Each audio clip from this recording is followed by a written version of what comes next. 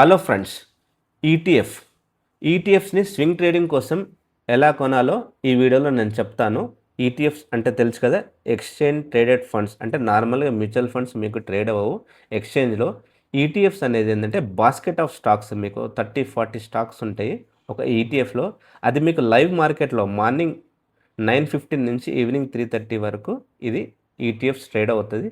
ఇది చాలా safe trading investment ETF. ఎందుకంటే మీరు ఎగ్జాంపుల్ నిఫ్టీ కొనాలంటే నిఫ్టీ ఈటీఎఫ్ ఉంటుంది, బ్యాంక్ నిఫ్టీ కొనాలంటే బ్యాంక్ ఈటీఎఫ్ ఉంటుంది. అలాగే ఇప్పుడు నేను చెప్పేది ఒకటి, ఎంవో క్యాపిటల్ ఈటీఎఫ్ అన్నట్టు, అంటే మోతిలాల్ ఆస్వాల్ వాళ్ళది క్యాపిటల్ మార్కెట్ ఈటీఎఫ్. ఇది బై ఆర్ సెల్ రికమెండేషన్ కాదు, ఇది జస్ట్ ఎడ్యుకేషనల్ కంటెంట్ మాత్రమే.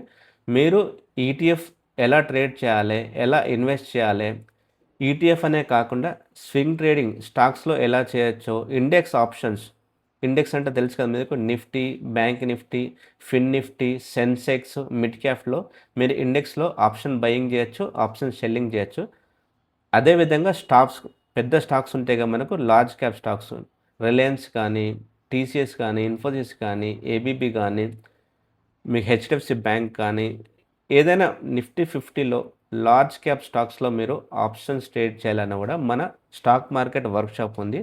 అది ఎండ్ టు ఎండ్ మీకు నేను చెప్తాను. స్వింగ్ ట్రేడింగ్ ఎలా చేయాలో చెప్తాను, క్యాష్ మార్కెట్లో, ఫ్యూచర్ అండ్ ఆప్షన్స్ కాదు.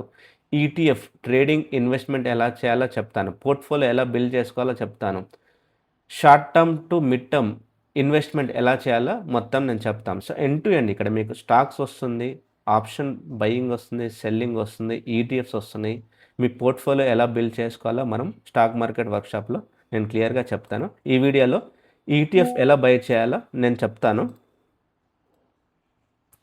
ఇక్కడ మీకు ఎంవో క్యాపిటల్ ఉంది కదా, ఇది మోతిలాల్ ఆస్వాల్ అది క్యాపిటల్ మార్కెట్ ఈటీఎఫ్ ఇది.